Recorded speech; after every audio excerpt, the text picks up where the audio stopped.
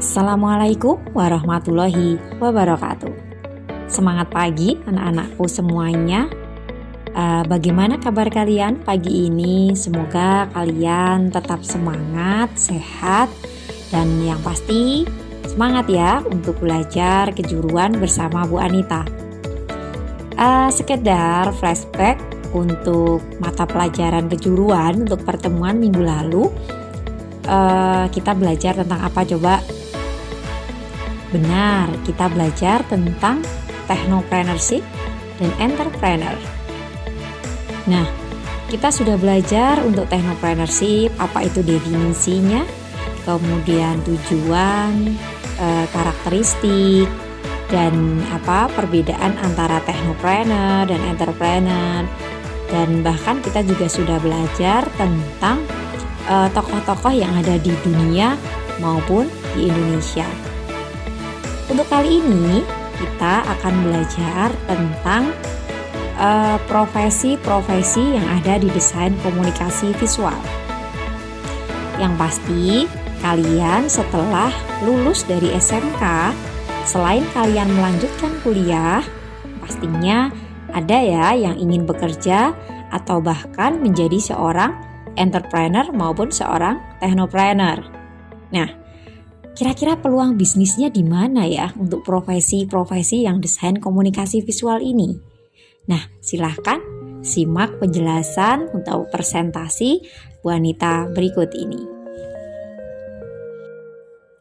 Tujuan pembelajaran kali ini yaitu agar kalian mampu mendeskripsikan pekerjaan atau profesi dalam bidang desain komunikasi visual. Kalau minggu lalu kita sudah belajar tentang technopreneurship desain komunikasi visual, nah kali ini kita akan belajar tentang prospek profesi desain komunikasi visual. Ternyata ada banyak nih, ada 9, mulai dari ilustrator sampai periklanan atau advertising. Yang pertama adalah ilustrator. Ilustrator itu merupakan orang yang bekerja pada bidang di mana menyediakan jasa pembuatan gambar ilustrasi yang diaplikasikan pada media koran, majalah, cover buku, situs web, biro periklanan, dan pembuatan storyboard pada perfilman. Pekerjaan seorang ilustrator itu bisa dikerjakan secara individu maupun secara berkelompok, sesuai peranan dan tugas masing-masing. Ada beberapa bagian dalam tim ilustrator yang mereka itu dibagi berdasarkan peranannya. Di antaranya perancang gambar, bagian tinta, bagian pewarnaan. Nah, seorang ilustrator itu dapat bekerja baik manual maupun digital. Kalau manual biasanya menggunakan peralatan gambar kertas biasa dan peralatan gambar yang lain. Kalau digital bisa menggunakan komputer, laptop, maupun pen tablet. Kalian menggunakan perangkat komputer yang harus dimiliki oleh seorang ilustrator itu adalah bagaimana dia dapat mengolah gambar-gambar grafis yang berupa gambar vektor dan gambar bitmap. Yang kedua, profesi desain komunikasi visual yang kedua adalah komikus.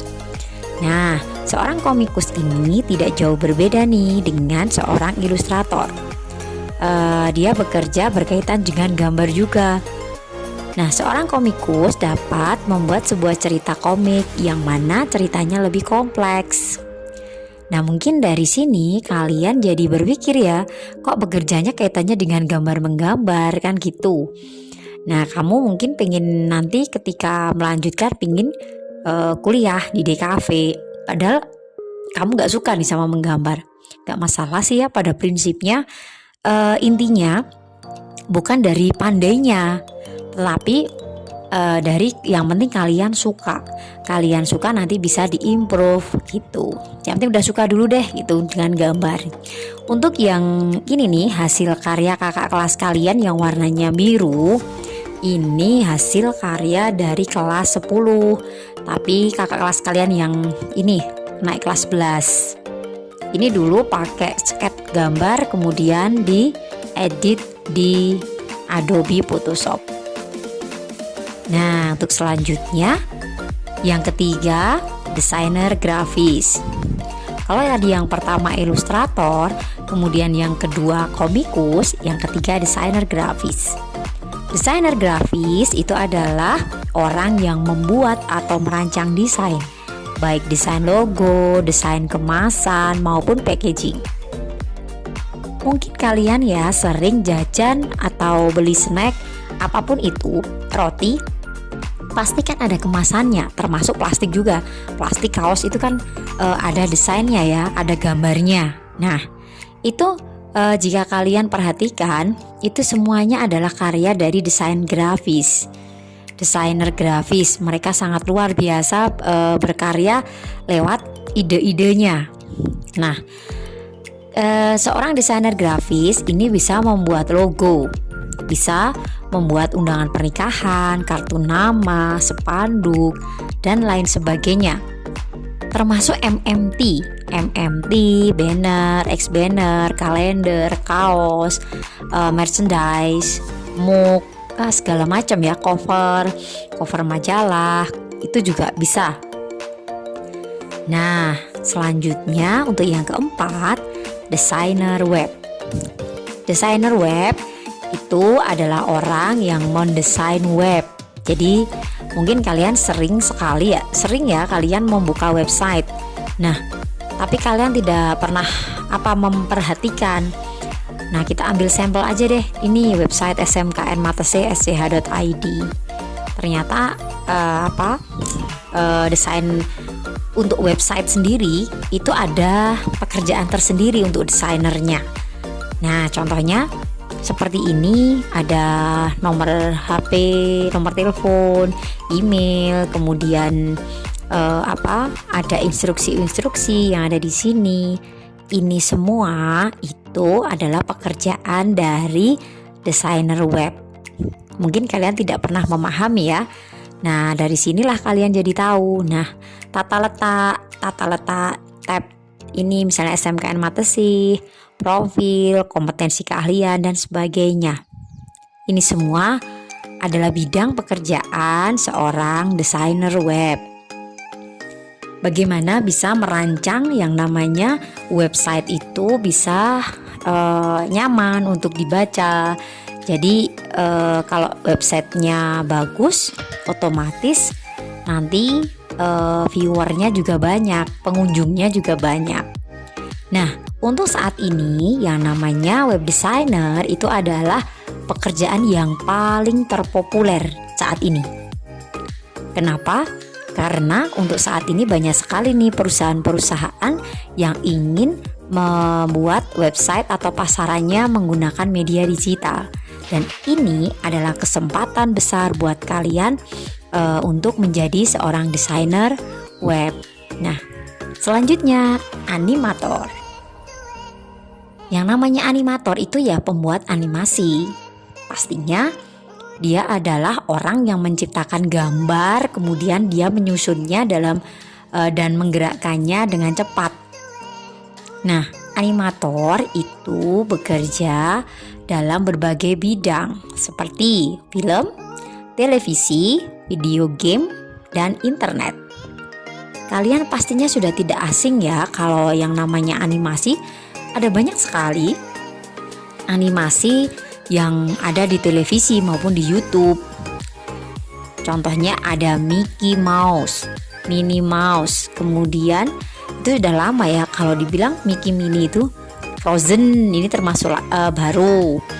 Kemudian ada Pocahontas dan misalnya Beauty and the Beast. Nah, ini kan ada banyak nih. Ada Marsha and the Bear. Kemudian ada Button Adventure. Nah, ini ada Minnie. Kan ini jadi kelihatan nyata. Padahal ini sebenarnya adalah gambar-gambar yang digerakkan dengan cepat.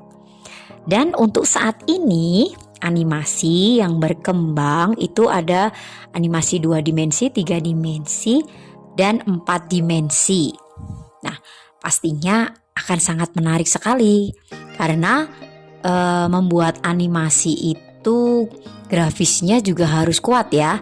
Jadi di teknik penggambar, teknik pewarnaan itu harus benar-benar kuat. Selanjutnya di SMK Matesih belajar ya, nanti insya Allah akan belajar tentang animasi ini. Nah, kalian bisa perhatikan kan, di sini ada banyak sekali dan ini sangat menarik. Selanjutnya untuk pekerjaan yang keenam, yaitu fotografer. Nah, fotografer itu adalah orang yang mempunyai tugas memfoto, itu namanya fotografer. Di sini kalian bisa lihat, di sini ada 2 gambar atas bawah ya.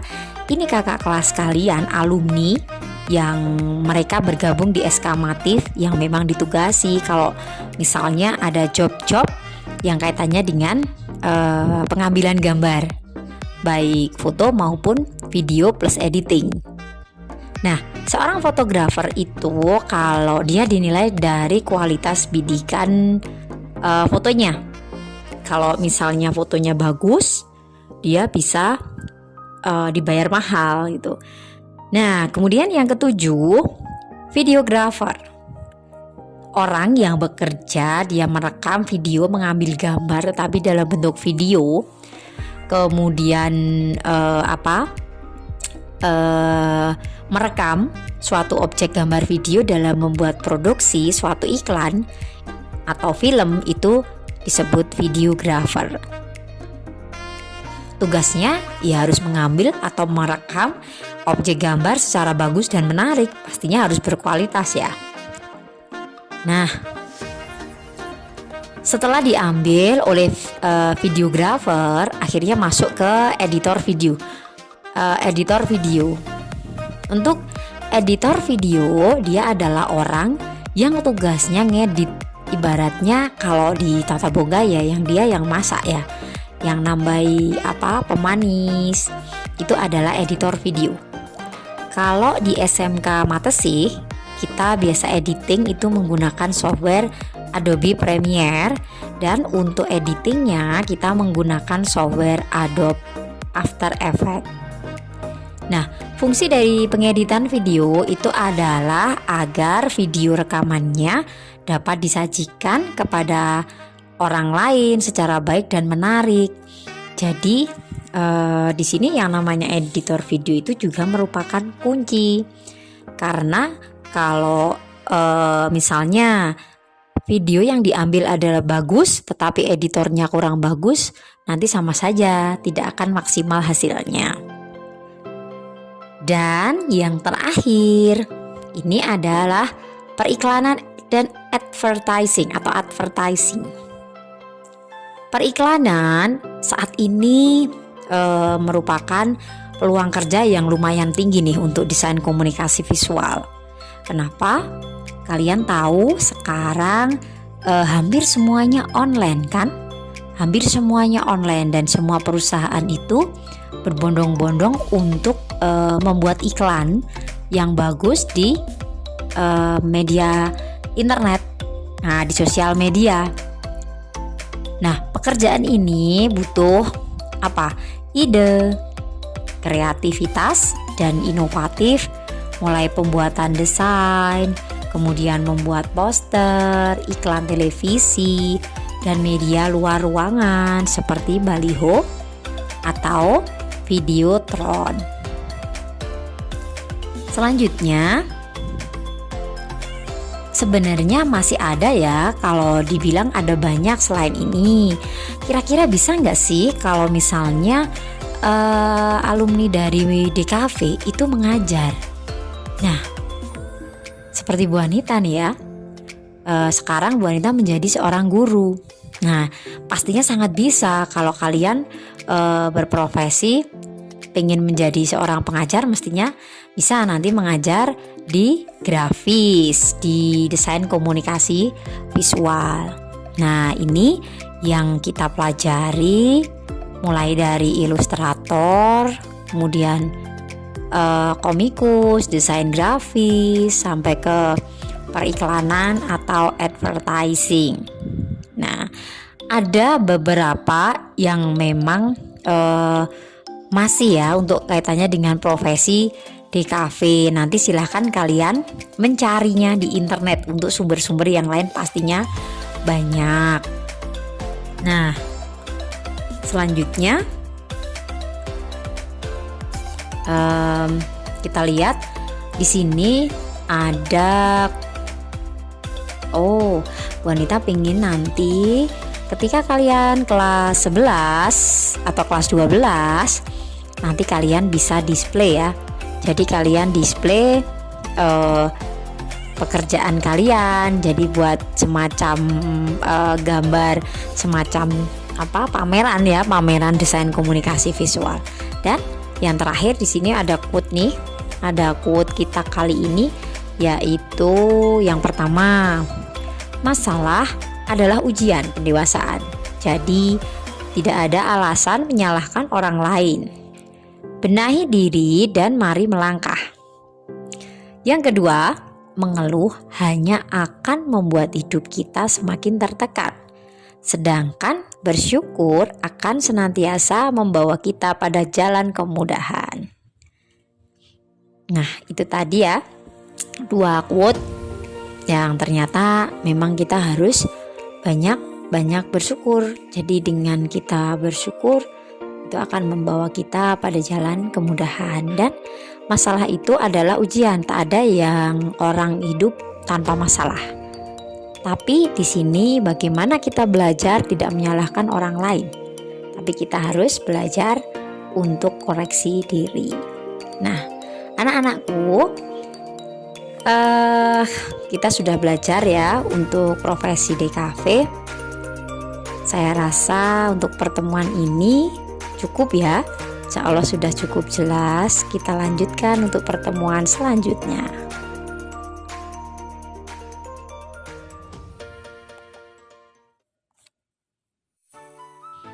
Nah, demikian tadi anak-anakku apa yang kita pelajari, yaitu tentang profesi desain komunikasi visual. Sangat menarik sekali, yang mungkin kalian kemarin belum ketahui. Ternyata banyak ya peluang kerja di bidang desain komunikasi visual. Semoga dengan kalian mengikuti untuk pelajaran hari ini membuka wawasan kalian untuk kedepannya. Saya mau punya cita-cita menjadi seorang komikus misalnya, atau saya punya cita-cita nih sebagai seorang videographer. Nah, jadi apa yang kita pelajari kali ini pastinya bisa membuka wawasan kalian semuanya. Baik anak-anakku, mungkin untuk materi kali ini saya cukupkan sampai di sini. Kita bertemu lagi untuk materi-materi selanjutnya. Jangan lupa untuk subscribe, like, and comment di channel YouTube Bu Anita. Semangat belajar dan tetap sehat buat kalian semua. Semangat pagi. Assalamualaikum warahmatullahi wabarakatuh.